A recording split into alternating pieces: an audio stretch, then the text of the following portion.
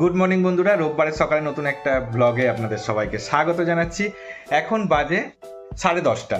ব্লগটা শুরু করলাম আজকে ওপরের ঘরে আমি আর ছোট বেবি দুজন মিলে এসে ব্লগটা শুরু করলাম, কারণ আজকে এই ওপরের ঘরে অনেক শ্যুট করতে হবে। কালকে শ্যুট করেছি 6 ঘন্টা একটানা শ্যুট করার পর কোমর ব্যথা হয়ে গেছিলো।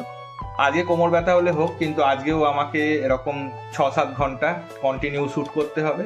আর পাখাটা বন্ধ করে শ্যুট করতে হয় তো পুরো পিঠ ব্যথা হয়ে যায়। তো এই যে গ্রিন স্ক্রিন সব রেডি হয়ে গেছে, দেখাচ্ছি আপনাদেরকে ব্যাক ক্যামেরা দিয়ে। এই যে গ্রিন স্ক্রিনের স্ট্যান্ড, এটার থেকে সব জিনিসপত্র বের করে একে একে আমি করছি। আমার ছেলে সব খুলে ফেলছে। এই যে স্ট্যান্ডগুলোকে এখানে খাড়া করেছি, দুটো স্ট্যান্ড আছে, আর এখানে রডটা রয়েছে। এই যে রডটা, এই রডটার মধ্যে দিয়ে যাবে ওই গ্রিন কাপড়টা দিয়ে। এগুলো সব প্রপস শাড়ির মধ্যে, এগুলো সব ওয়ান পিস করে স্যাম্পেল, নিচে সব বস্তার মধ্যে রয়েছে শাড়ি, ওগুলো নিয়ে আসার কোনো মানে হয় না। এইগুলোকে একটা একটা শ্যুট করলেই আমার হয়ে যাবে। কি লাগিয়েছো বাবা? ও খুব সুন্দর কাজ করেছো বাবা, তুমি খুব স্মার্ট। লাগিয়ে দিয়েছে ওটা, আমি এই ওপরটায় লাগাবো, এইখানটায়। হ্যাঁ চলো এবার ব্লগ বন্ধ করে কাজ করি। হ্যাঁ 10:30 বাজে। ব্রেকফাস্টটা করে নিয়ে তারপরে শ্যুট করব। তার আগে একটু মাংসও এনে দিতে হবে, তারপরে শ্যুট করতে পারবো। কালকে চেষ্টা করেছিলাম রাত্রিবেলাতে আজকের মাংসটা নিয়ে চলে আসার, কিন্তু এত মাংসের দোকানে কালকে শনিবারের রাত্রিরেই ভিড় ছিল যে আর নিয়ে আসিনি। তাই এখন আমি আর ছোট বেবি দুজন মিলে যাচ্ছি মাংস আনতে, তাই তো বাবা? চলো। কি খাবে আজকে? কি খাবে আজকে?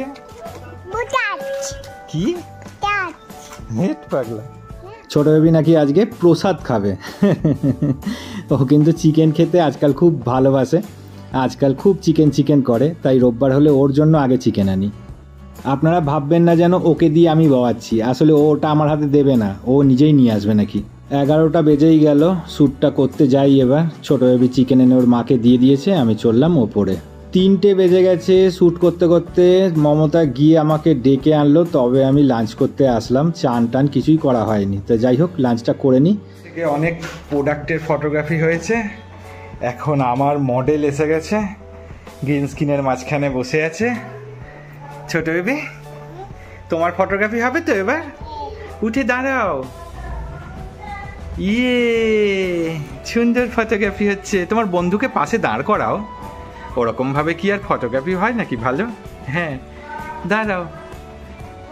ইমা তুমি প্যান্ট পরে আসনি? এ কেমন মডেল আমার? আধা ল্যাংটা মডেল, ডুম। 7:15 বাজে, আমরা রেডি হয়ে বেরাচ্ছি, একটু স্টেশনের দিকে যাব। ছোট বেবি পিঠে ব্যাগ নিয়ে নিয়েছে, নতুন ব্যাগ, খুব এক্সাইটেড।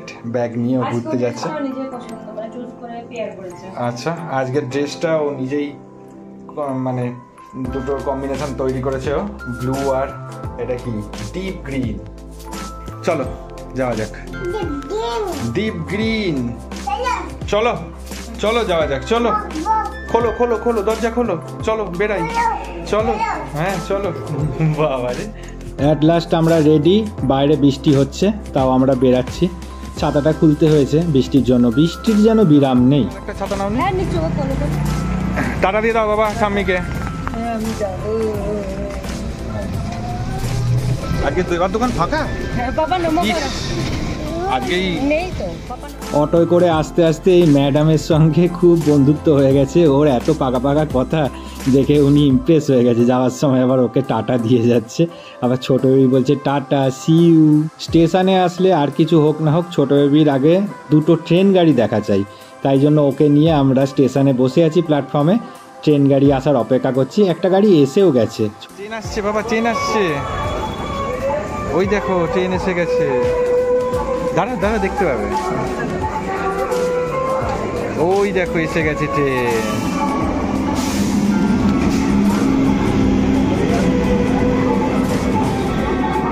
আনন্দ হয়েছে বাবা?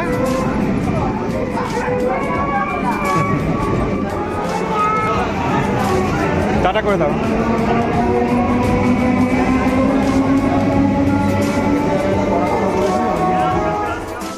আমাদের ট্রেন গাড়ি দেখা হলো। এবার আমরা ধীরে ধীরে অন্যদিকে যাচ্ছি, আরও কয়েকটা জিনিস নেয়ার আছে, সেগুলো সব নেব। তারপরে প্ল্যান হয়েছে যে রাত্রিরে খেয়ে তারপর বাড়ি যাব।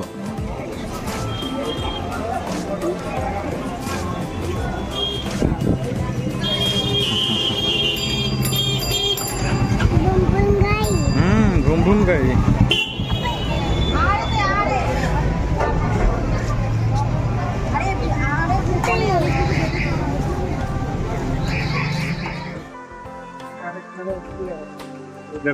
হ্যাঁ বের করুন।